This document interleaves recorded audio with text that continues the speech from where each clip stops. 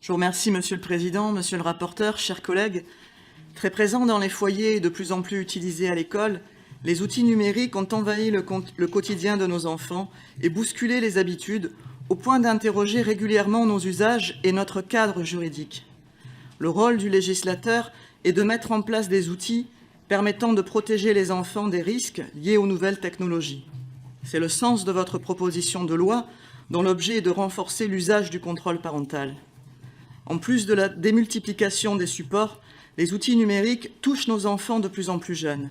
Les raisons de ce recours précoce au numérique sont diverses. La pression sociale des enfants et des parents ou encore le marketing publicitaire.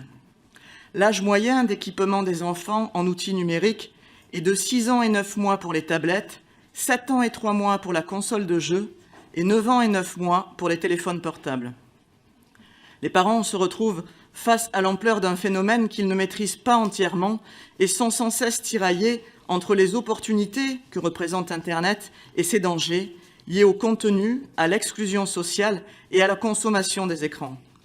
D'après une étude de l'UNAF, 44% des parents ne se sentent pas assez accompagnés dans l'encadrement de la pratique numérique de leurs enfants. Ainsi, seuls 46% des parents ont mis en place des solutions pour suivre l'activité des enfants mineurs sur Internet. Nous proposons un amendement visant à obliger les fabricants à délivrer une information à l'utilisateur sur les risques liés aux usages numériques et les moyens de prévention. Par ailleurs, 82% des 10 à 14 ans vont régulièrement sur Internet sans leurs parents et 95% des 15 à 17 ans également. En moyenne, 70% des enfants de tout âge indiquent regarder seuls des vidéos sur Internet et 82% des mineurs ont déjà été exposés à du contenu pornographique en ligne.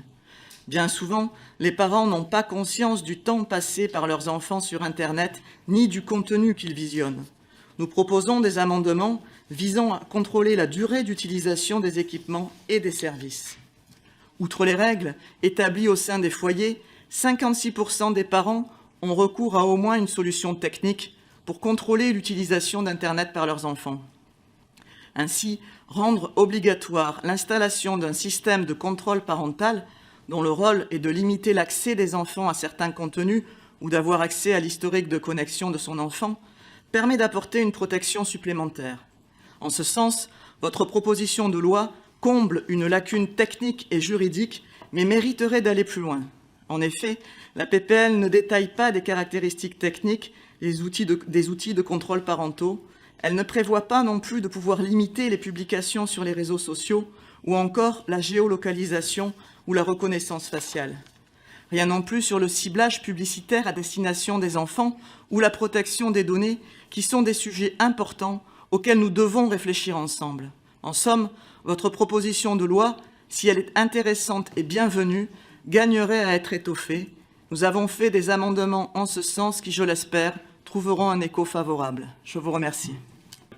On aura la discussion, Mme Resiguier, sur votre amendement sur la reconnaissance faciale. Je pense que la CNIL, avant que le décret en Conseil d'État viendra préciser les caractéristiques minimales qu'il ne faut pas fixer dans la loi, je pense.